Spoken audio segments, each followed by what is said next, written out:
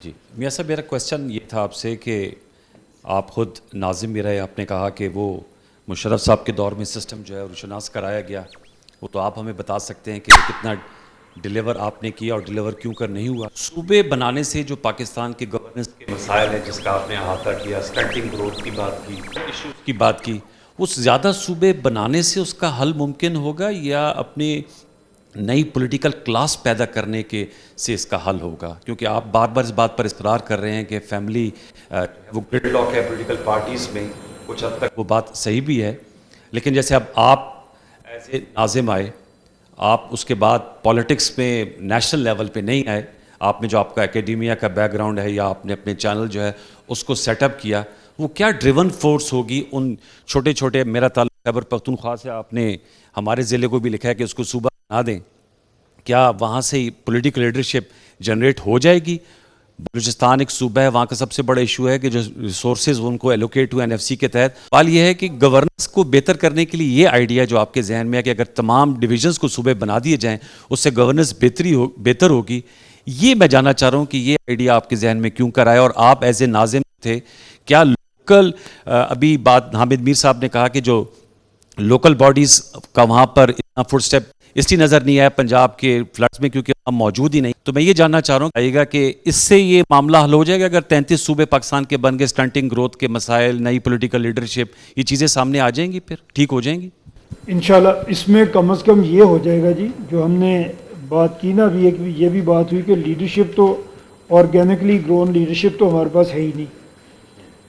چھوٹی سے چھوٹی جگہ پہ بھی اگر چھوٹے سے چھوٹے ڈویژن پہ بھی جب آپ حکومت بنائیں گے تو حکومت کرنے کے لیے لوگ بھی آئیں گے اور ان کے اوپر ان کے لوگوں کا چیک بھی ایک ہوگا اور وہ کام بھی کر سکیں گے. میں آپ کو عرض کروں، میں بہت سارے لوگوں کو حکومت میں اپوزیشن میں ذاتی طور پر لوگوں کو جانتا ہوں.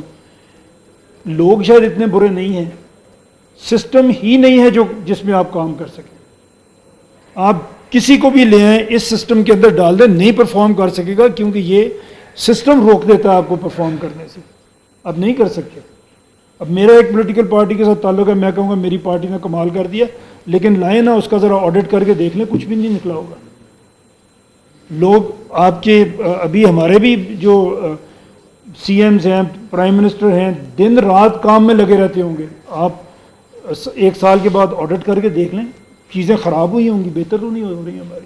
تو یہ اتنے بڑے بڑے سسٹم ہیں کہ ان کے اندر رہ کے ان سسٹم سے کام لینا پاسبل ہی نہیں ہے. اب 80 سال ہونے لگے ہیں، ہم یہ کر کے اور ہم ہیں ایک دنیا میں واحد ایک فیڈریشن ہے جس کا ایک فیڈریٹنگ یونٹ جو ہے وہ 51% آف دا فیڈریشن ہے.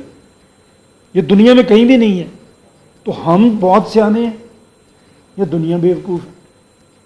اتنے بڑے بڑے صوبے بھی دنیا میں کسی ملک کے پاس نہیں ہیں، وہ بھی صرف ہم ہی ہیں. تو یہ ساری عقل ہم ہی ہے کہ ہم نے یہ صوبے بنائے اور چلائے. دنیا میں کسی کو عقل نہیں ہے اتنی. آپ انڈیا کو دیکھیں، 9 سے ان کے صوبے شروع ہوئے تھے، 37 ہو گئے ہیں آج. اور یہ میرے سامنے نکلا جب جتنے انہوں نے صوبے بنائے ہیں، GDP اگر انہوں نے صوبے اگر 100 روپے GDP تھی ایک صوبے کی، تقسیم کرنے سے دونوں کی GDP 100 کے برابر ہو گئی. تو کام ہوئے ہیں. میں مثال دے رہا ہوں، میرے پاس نمبر بھی ہیں اگر آپ نے دیکھنے ہوں گے. پاکستان میں نے یہ کوشش کی جی، انڈیا کے جو سٹیٹس ہیں ان کی GDP میں تلاش کروں، مجھے نیٹ پہ مل گیا سارا کچھ.